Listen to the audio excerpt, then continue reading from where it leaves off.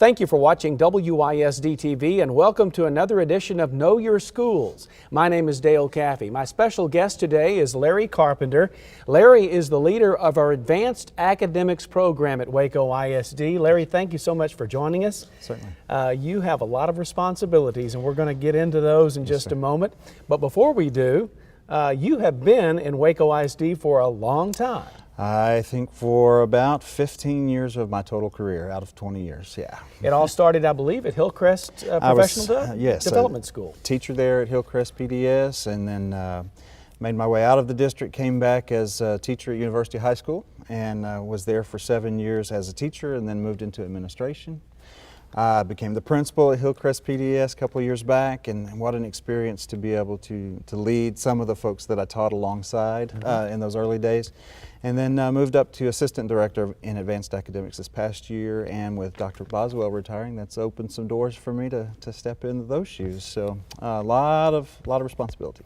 Let's talk about exactly what is involved in advanced academics, and I guess let's start at the elementary level. Okay. Primarily at the elementary level, that's where we start looking for those kiddos who are just a tad more interested in this topic, that topic, other topics. In other words, looking for those kids who may be gifted and talented. And we start with a kindergarten identification process. We do that in late fall. And then, of course, we open up the window for nominations for 1st through 12th graders a couple of times a year. But there at the elementary level, the primary things we're doing are developing those gifted skills. They may have already a lot of those talents, but we are fostering and developing those, going deeper into rigor, more complex areas of study. We do that through our cluster classrooms at the elementary level, and we're looking at some modifications and additions to that in the long run. But every campus has at least one cluster classroom, and some are multi-aged. Some are grade level specific, but we're really working on trying to meet the needs of all of our kiddos at the elementary with those cluster classrooms. As we move into middle school, we get into our pre-AP coursework, and of course we have our Atlas Academy. We're going into year 3 of that, the school within a school at Tennyson Middle School. Those numbers have been improving significantly. We have about 150 kids, 6th graders specifically, coming into Atlas this year, and that really has bumped our numbers overall. And then other pre-AP courses, of course, going on at all of our middle schools. Then as we move into high school, we continue with pre-AP, but then we start moving into those advanced placement and dual credit courses, and that's kind of an overview of the main responsibilities as far as curriculum and things. There's also competitions that we oversee and all of that, but I'm sure we'll get into that a little bit more as we discuss. Let's talk about the GT, that's Gifted and Talented, Identification Program. And we talked about the nomination window, and we really publicized that a lot this year, and talk about the success we had, first of all, of anybody out there, a teacher, a parent that wants to nominate their child for the Gifted and Talented program, hoping they might be identified as gifted and talented, because that's a process in and of itself. It is quite a significant process, and a little known fact, a lot of people don't realize the student themselves can actually nominate themselves. Oh, good. It's just part of the process. We open up windows for the nominations, and typically we have fall and spring, and we will advertise those up front, of course working with your office. And those nominations usually run about a month period of time. And then once those nominations come in, we have parent permission to test and their parent checklist, then we move into the assessment process. And students are assessed with 2 different measures initially, a creative and a reasoning exam. And then if we feel like we need more data, or if one area was way off but another area was way up, then we will look at possible additional assessments. And then we also take into account teacher surveys, and those are nationally normed surveys based on Slocum Payne being of Ruby Payne fame, and it helps to identify students in districts very similar to what we have here in Waco ISD. And so we take all of those, both qualitative and quantitative factors into consideration. There's then an admission review and dismissal exit committee that comes together for those initial reviews, and we look at all of that data blindly on a student, make a determination if based on what we see, those kiddos are qualifying for gifted services, and then after we sign off on that, then we know who it is that we were identifying. That committee is made up of usually someone from our office, an administrator on a campus who's had their minimum 30 hours of training in gifted education, and then a teacher who is also qualified to that level or better. So a minimum of 3, and then sometimes a group of 5. Now, the most recent window, how successful were we in gathering nominations? Oh my goodness. At the conclusion of the last window, we had nearly 500 nominations district-wide.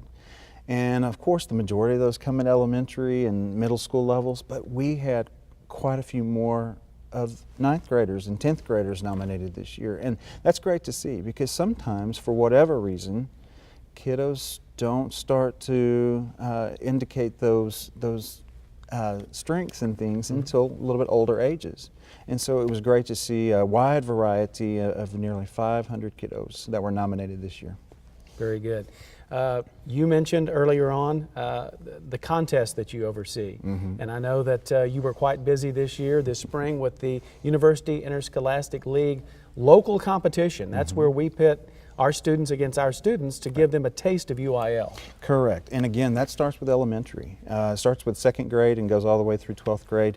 We, this year, I was very excited to see, and like you indicated, a lot of work, but it was great work to be had. We had all 15 elementary campuses compete this year, and that's a first for me. Like I say, I've been in the district about 15 years.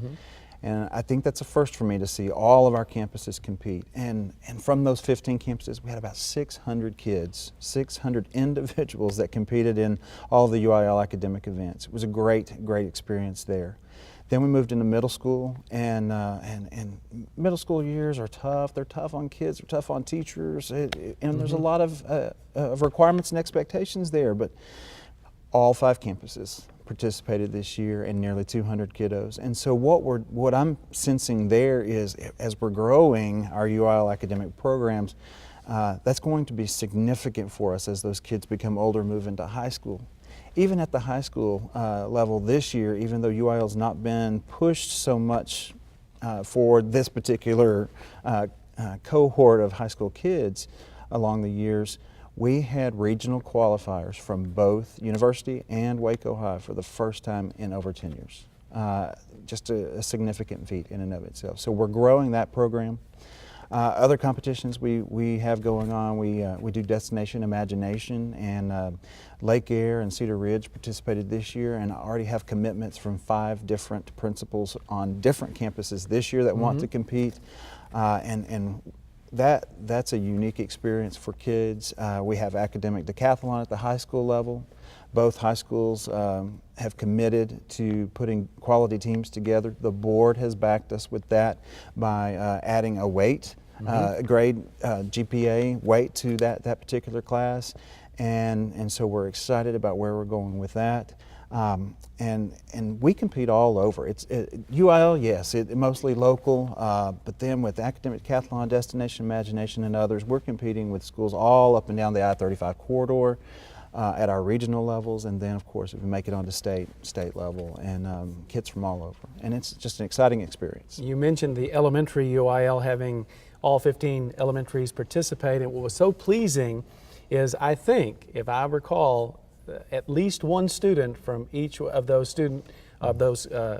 schools got a ribbon, got a medal, got something because they placed. They placed. I mean, every campus was represented in the awards. It was just having been an elementary person most of my career, just a phenomenal experience to see those kids' faces light up, and the kids rally around one another and just being excited that someone they know, someone they go to school with every day, was walking away with the prize. It was good. It was good. Another thing that we try to keep up with and get more of are students who are identified in what's called the Duke Talent Search. Right. And I know that we, tell me what that's all about and how we try to get more and more of those students identified. Okay. The Duke Talent Search really starts when students are at the 3rd grade level. And in those early grades, the search itself is based on what they score on state assessments. That's one of the initial indicators. And then once a child is identified as having the potential for scoring well enough on an SAT to then get into a place like Duke, that's kind of the longitudinal process. Then the students and parents are given information that they qualified for the possibility to test, and then parents then kind of take the reins from there and determine if they want their kids to move further in the program. We've had some kiddos at the 7th grade level especially who have been identified at early ages. At 7th grade they take the SAT and score so well as a 7th grader that they then are invited to Duke Summer Institutes and are on the watch list to attend Duke when they do graduate high school. So it's an early process. It's connected to SAT ultimately, but Duke being, you know, the type of renowned school that it is kind of leading the way nationwide for that, and it just helps us identify early kiddos who have that really strong potential for being National Merit Scholars. I had the opportunity to recently interview 4 young people who did so well on the SAT that they did get invited to those Duke summer programs. And I know that Duke does that for a reason also, because they're trying to identify future students, as you said, but just to have that honor of being a Duke Talent Search qualifier or whatever they're called, boy, what an honor and what a privilege it was for me to talk to those very brilliant 7th graders. It's again just such a very unique experience, and it's not going to be for the masses. It really is a small number of kids who qualify each year, and it's all based on that longitudinal data and the projection that those kids can perform superbly on their SAT and do well at a place like Duke. Right. Let's talk now a little bit more about pre-AP, which is in that middle school to freshman range, I guess, and then on into advanced placement courses, because you also oversee that part of it. Yes, we do. We want, it's kind of one of those situations where you want as many students as possible to take the AP courses. At the same time, though, when you have more and more students taking the advanced placement exams, you might have more students that don't meet that 3 or higher. Correct. So it's one of those shell games we have to play. It is one of those shell games, but ultimately what we are wanting to do is increase the rigor that's taught within those pre-AP and AP courses so that we do have not only more kids taking, but more kids who are scoring 3s, 4s, and 5s on the scale of 1 to 5 on an AP exam. The potential there is that we can have kids walking out of high school with quite significant amount of college credits. In addition, it is a weighted class, so that also boosts their GPA. So there's kind of a twofold scenario there. But what we're also finding, I've got a survey going out here to parents, to teachers, and students, former students of AP classes, just kind of getting an idea of why did you take the AP exams, and we got a lot of, well, I wanted to boost my GPA, or I was hoping to get college credits. But what we're also finding is that a lot of kids they know those AP courses are going to better prepare them for, university level courses and go straight into a 4-year university and that kind of thing. So kids who have some focus and some vision and are preparing themselves now as early as 6th grade to move into those college level courses. And so we've kind of been given the charge of increasing those numbers, and we did that this year. We had campus-wide, district-wide, I should say, we had about 21% increase in the number of kids taking an AP exam. Didn't get quite the solid numbers across the board that we want, but we did have some significant increases in 3s, 4s, and 5s here at University High School, and we're looking at where can we better help. That's where our office comes in. Where can we better assist and help the AP teachers develop a more rigorous curriculum so that they can then prepare those kids for those exams. It's not all about the exams, of course, but if we start early and dig deeper early, then when those tests are put in front of those kids, it's not going to be a problem for them. So. One other thing that we really like to have occasionally, and as much as possible, is the National Merit Scholar identification, whether it's a Hispanic scholar or a semifinalist. Let's talk a little bit about that and what your office does to try to increase those numbers. That is, again, one of those things. Not everybody's going to necessarily meet that level. That is based on SAT. Well, it starts really with PSAT scores at their sophomore level. So what our office does is the past couple of summers we have started SAT and ACT boot camps. Week-long camps that we encourage kids to come to. As a matter of fact, SAT camp starts up next week, and ACT follows. And then we are having some follow-up trainings throughout the fall, and we're preparing the kiddos, again, especially at 10th grade, to take that PSAT. That starts the whole national merit process. And so our office supports the district in that we pay for every 10th grader in WISD to take the PSA exam. And then, like I say, we've been developing some support on the front end of all of that to help the kids hopefully improve those initial scores. And then come junior year, that's when your kiddos start taking their the full-out SAT and things. And that's a process. It's over time. Usually we find out in early fall if we have any national merit finalists or semifinalists or Hispanic or African American scholars. And I'm hearing rumor that we've probably have at least one Hispanic scholar, if not two, this year, and so we're keeping our fingers crossed that is confirmed when we get into early September. Very good. A long process, but our office has been working to really help develop things on the front end for kids instead of just relying on themselves. We're trying to offer and lend support to that.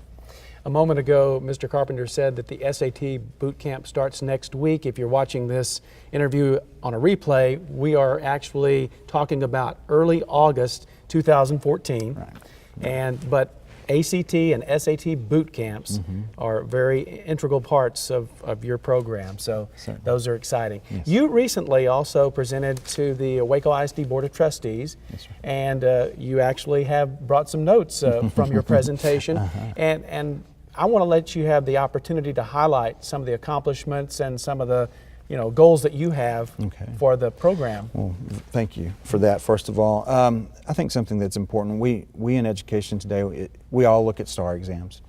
And something that is an indicator that things are improving are what we call the advanced measures. For the old tax test, that was the commended level. And so our office, as soon as we got scores, we broke down some things, and we're excited to say that in the secondary levels, that's 6 through 12, 11 of the 16 separate measures that are taken there, we saw an increase with our GT kids in the advanced measures. And this is the third year of STAR itself, and in math and reading district-wide amongst GT kids, the STAR and reading scores have increased each of those 3 years. We had 99% of our Atlas 9 kids. That's something I didn't talk about. We rolled out Atlas 9 this year at the high schools. 99% of our Atlas 9 kids who took biology end of course exam district-wide passed that test on the first try. And then we had 100%, 100% and 22% commended on the Algebra 1 EOC over at our Atlas Academy amongst our 7th and 8th graders who took that end of course algebra exam. So there's some great things happening there Right. in relation to STAR. Stop right there and let's plug Atlas a little bit more because you mentioned 150 new sixth graders going in this year. So ideally, this is a school within a school, a GT school for middle school age youngsters at Tennyson Middle School. Yes. So ultimately, when you talk about bringing in 150, is the ultimate goal to have 450 Atlas students at one time, 150 per grade level? We're hoping for that. We, like I say, this is just year 3, but Right. I know in the initial birth of this particular school within a school concept, we were just hoping for about 75 kids, and we've had such great successes that look at those numbers. I mean, just into year 3, we have 150 sixth graders coming in. So ultimately, yes, we would love to fill every one of those classrooms with kids who are wanting rigorous, in-depth education, thematic instruction, and want to just really prepare for college now. As middle schoolers, and that's our goal. That's our goal, Very is good. to raise those numbers and increase those programs. Do you have anything more? I just appreciate the opportunity to come and speak. We have a lot of great things happening with advanced academics, and my team is ready to move forward this year. I've got folks working at the office right now preparing for some trainings and things, and we're just excited. We're looking forward to a great year and many years to come. Great. Thank you so much for joining us today for Know Your Schools. Thank you, Dale. Again, this is Larry Carpenter. He is the leader of the Advanced Academics Program at Waco ISD, and we thank you for watching Know Your Schools on WISD TV.